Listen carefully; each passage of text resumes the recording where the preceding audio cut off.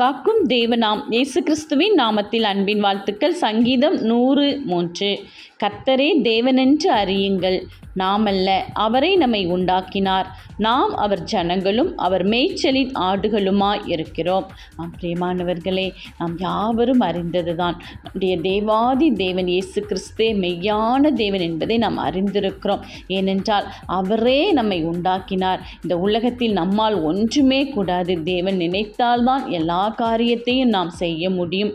அதுபோல் நாம் அவருடைய ஜனங்களாய் இருக்கிறோம். அவருடைய பரிசுத்த ஜனமாய் நாம் இருக்கும் பொழுது தேவன் நம்மை இடங்கொள்ளாமல் போக மட்டும் ஆசீர்வதித்து பெருக பண்ணுவார்.